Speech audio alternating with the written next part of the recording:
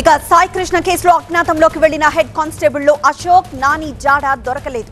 సాయి కృష్ణ మృతి, శవం మాయం వ్యవహారంలో పాత్ర ఉందని తేల్చిన నేపథ్యంలో వీరి కోసం వేట కొనసాగుతోంది. వీరిని అదుపులోకి తీసుకుని తమ ముందు హాజరుపరచాలని సౌత్ ఏసీపీకి సిట్ అధికారులు మెమో ఇచ్చారు. ఈ కేసులో వీరిని సిట్ నిందితులుగా చేర్చింది.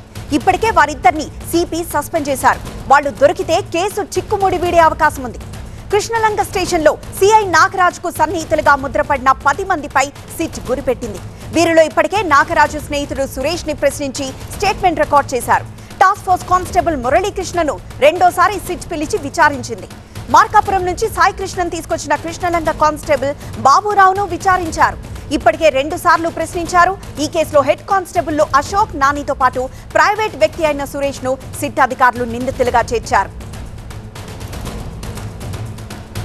మరింత సమాచారం మా ప్రతినిధి వసంత్ అడిగి తెలుసుకుందాం. వసంత్, నాగరాజు ఫ్రెండ్ అయిన సురేష్ స్టేట్మెంట్ ని రికార్డ్ చేశారు. మరోవైపు మరో 2 కానిస్టేబుల్ అని కూడా విచారించారు. సో వీళ్ళు పోలీసులకు ఎలాంటి సమాచారం అందించారు? ఈ కేసు కాదు ఎలా ఉపయోగపడుతుంది?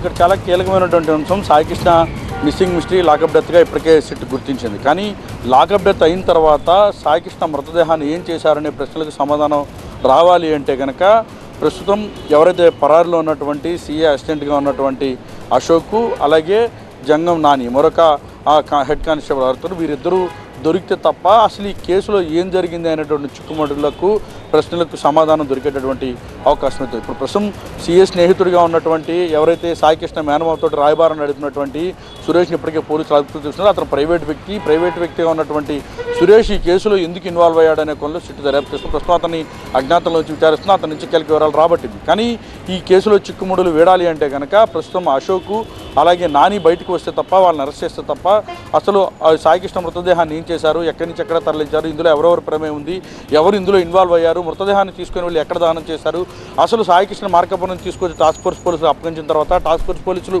కృష్ణలంక పోలీస్ స్టేషన్ తీసుకొచ్చిన తర్వాత లాకప్ డెత్ జరిగిన తర్వాత ఏం జరిగిందో తెలియాలి అంటే ప్రస్తుతం వీరిద్దరూ బయటకు వస్తే తప్ప తెలియని పరిస్థితి. మరోవైపు ఇప్పటికే సిఐ నాగరాజు ఈ వ్యవహారంలో తనకేమీ తెలియదు, మౌనం దాల్చారు. సిట్ విచారణలో కూడా ఆయన ఎక్కడ కూడా సిట్ అన్నటువంటి ఐజీ రవిప్రకాష్ అన్నటువంటి ఏ ప్రశ్న కూడా సమాధానం చెప్పలేదు. ప్రస్తుతం సిట్ మాత్రం లోకల్గా ఉన్నటువంటి ఎవరైతే పోలీసులు ఉన్నారో వారిని కూడా పిలిచి విచారించింది. ఇటు సౌత్ ఏసీపీగా ఉన్నటువంటి ఏసీపీని విచారించారు, టాస్క్ ఫోర్స్ ఏడీసీపీని విచారించారు, కృష్ణలంక పోలీసులను విచారించారు. ప్రస్తుతం ఈ స్టేషన్ పరిధిలో 100 మందికి పైగా సిబ్బంది పనిచేస్తుంటే సాయి కృష్ణని ఇక్కడికి తీసుకొచ్చిన తర్వాత ఏం జరిగిందనే కోణంలో దాదాపు అందరి స్టేట్మెంట్స్ కూడా రికార్డ్ చేశారు. కానీ ఎవరు కూడా తమకు తెలియదు, కేవలం అశోక్, నాని, సిఏ నాగరాజు తప్ప తామెవరి ప్రమేయం లేదంటూ కూడా చెప్పుకొచ్చారు. సో రేపటి వరకు డెడ్లైన్ విధించింది ఏపీ హైకోర్టు. సో ఖచ్చితంగా ఈ వ్యవహారంలో ఎవరైతే హెబియస్ కార్పస్ పిటిషన్ దాఖలు చేశారో సాయి కృష్ణ తల్లి విజయలక్ష్మి, ఆ పిటిషన్ మీద విచారణ జరుగుతుంది. కానీ ఇక్కడ సిట్ ఇప్పటికే చాలా కీలకంగా సాయి కృష్ణ లాకప్ డెత్ అయ్యాడని రిమాండ్ రిపోర్ట్లో పేర్కొన్నటువంటి నేపథ్యంలో హెబియస్ కార్పస్ పైన రేపు విచారణ జరుగుతున్న నేపథ్యంలో సో ఈ అన్ని ప్రశ్నలకు సమాధానం దొరకాలి అంటే కనుక వాళ్ళిద్దరే కీలకం కాబట్టి రేపు ఏం జరగబోతుంది అనేది మాత్రం వేచి చూడాల్సి ఉంది. ఇప్పటికే సాయి కృష్ణ మృతదేహానికి సంబంధించినటువంటి ఆనవాళ్లు, వివరాలు ఏమీ సిట్ గుర్తించలేకపోయింది. ఇదే వ్యవహారాన్ని కోర్టుకు నివేదించింది. ఇదే కేసులో సిఐ నాగరాజు అరెస్ట్ అయ్యారు కాబట్టి రేపటి విచారణలో సిట్ ఏం చెప్పబోతుంది, హైకోర్టుకి ఏం నివేదించబోతుంది అనేది మాత్రం ఆసక్తికరంగా మారింది. ఎస్ వసంత్.